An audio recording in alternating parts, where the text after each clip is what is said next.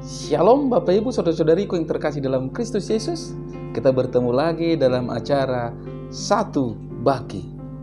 Sapaan Tuhan bagi kita hari ini Rabu tanggal 2 Juni tahun 2021. Namun sebelumnya mari kita bersatu di dalam doa.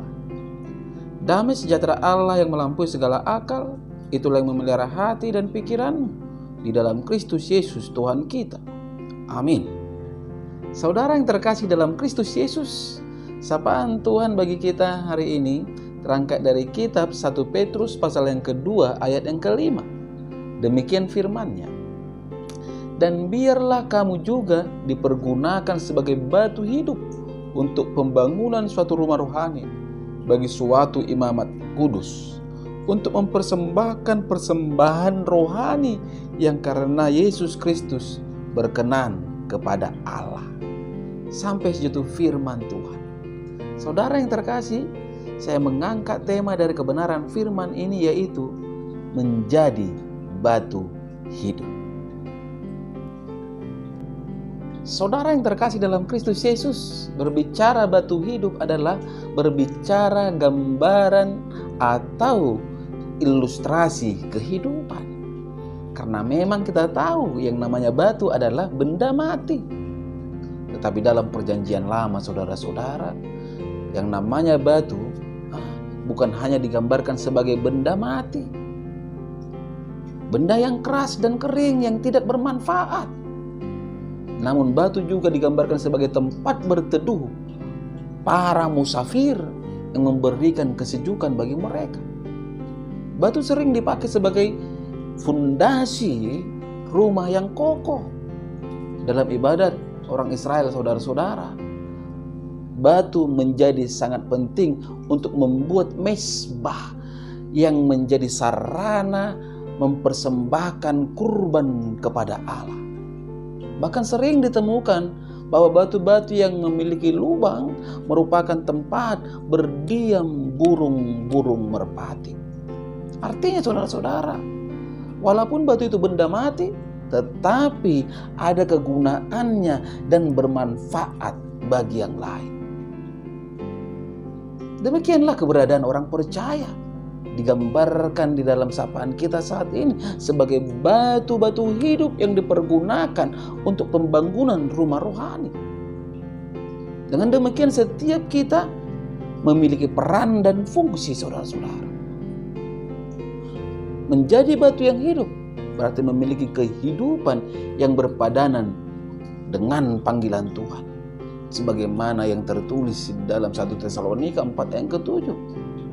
Allah memanggil kita bukan untuk melakukan apa yang cemar, melainkan apa yang kudus. Artinya hidup di dalam kekudusan berarti tidak menyerahkan anggota-anggota tubuh kita kepada dosa untuk dipakai sebagai senjata kelaliman, tetapi menyerahkan diri kepada Allah sebagai orang-orang yang dahulu mati tetapi yang sekarang hidup, dan yang menyerahkan anggota-anggota tubuh kita kepada Allah untuk menjadi senjata-senjata kebenaran. Jika kita tetap hidup di dalam ketidaktaatan dan ketidaksetiaan dalam melakukan kehendak Tuhan, saudara-saudara, dan memiliki gaya hidup yang duniawi, maka keberadaan kita sama seperti batu-batu yang mati. Artinya kita telah gagal dalam menjalankan peran dan fungsi kita sebagai anak-anak Tuhan. Kita tidak lagi mencerminkan umat tebusan Tuhan dan imamat yang rajani, melainkan telah menjadi batu sandungan bagi orang lain. Apalagi, saudara-saudara, jika saat dalam masalah dan penderitaan kita mengeluh, bersungut-sungut, mengumpat, ikut-ikutan mencari pertolongan kepada dunia ini, mata rohani tidak lagi tertuju kepada Tuhan Yesus yang adalah batu penjuru kita. Ingatlah, sikap demikian membuat orang-orang dunia tidak akan pernah melihat keberadaan Kristus ada di dalam kita. Saudara yang terkasih, Yesus Kristus adalah batu penjuru. Kita yang percaya kepadanya dan bertumbuh di dalam firman-Nya adalah batu-batu hidup.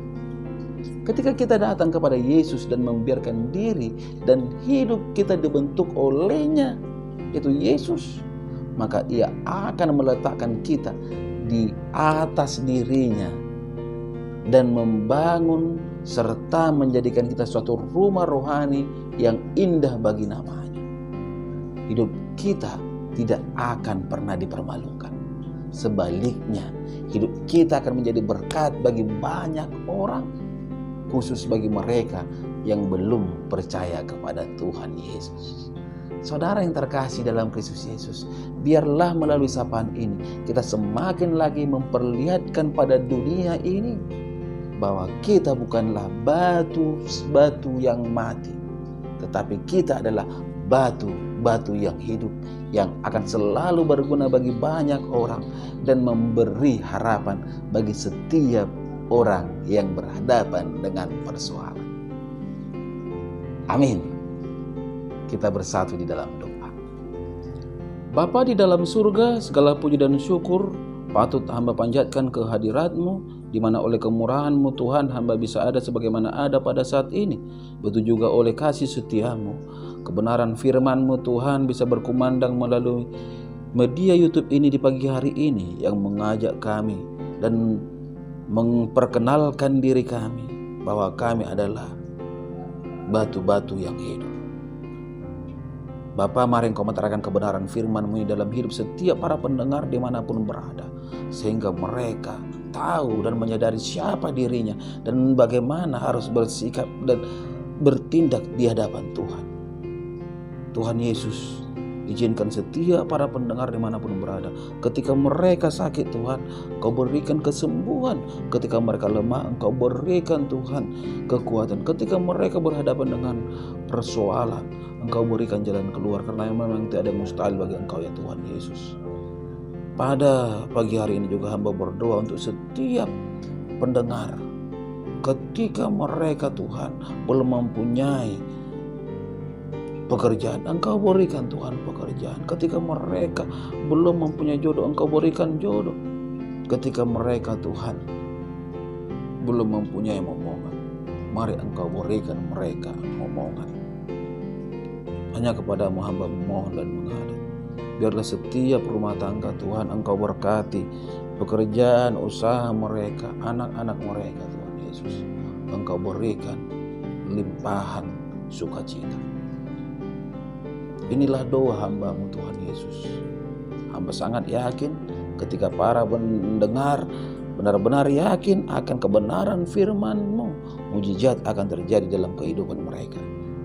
Setiap kerinduan mereka tepat pada waktunya pasti akan terwujud, karena Engkau adalah Allah kami yang sangat luar biasa. Di dalam nama Kristus Yesus hamba berdoa dan mengucap syukur. Amin. Shalom buat kita semua. Salam sehat.